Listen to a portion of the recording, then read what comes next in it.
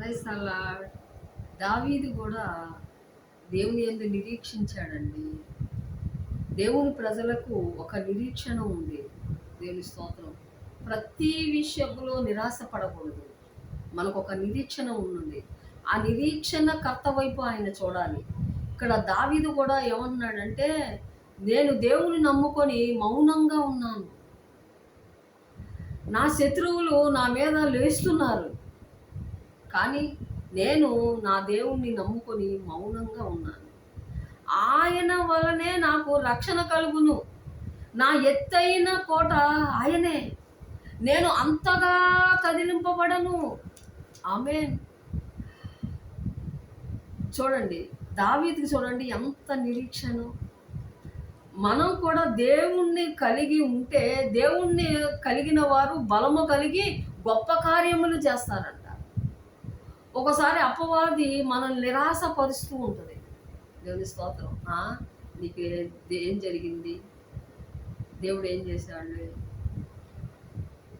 పక్కన వారిని, ఇరుగు పొరుగు వారిని అందరినీ చూసినప్పుడు.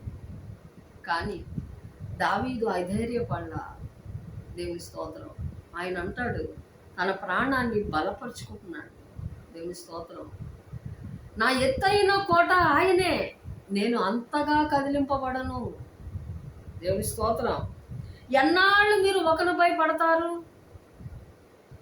దేవుని స్తోత్రం. ఓరుగుచున్న గోడను పడదోయి కంచెను ఒకడు పడద్రోయినట్లు మీరందరూ ఎన్నాళ్ళు ఒకరిని పడదోయ చూచెదరు. ఎన్నాళ్ళు ఒకరిపై పడతారు? దేవుని స్తోత్రం. మీకు ఏ దేవుడంటే నిరీక్షణ లేదు, కానీ యేసంటే నాకు నిరీక్షణ ఉంది. దేవుని స్తోత్రం. అతని ఔన్నత్యమును,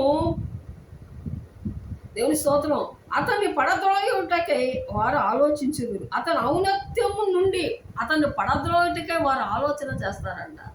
కానీ నేను అంతగా కదిలింపబడి. ఆమేన్. దావీదు వలె ధైర్యం తెచ్చుకుందాం. దేవుని స్తోత్రం. దావీదుని హెచ్చరించిన దేవుడు మనల్ని కూడా హెచ్చిస్తాడు. దేవుని మాటలు దీవించిన కాక. ఆమేన్.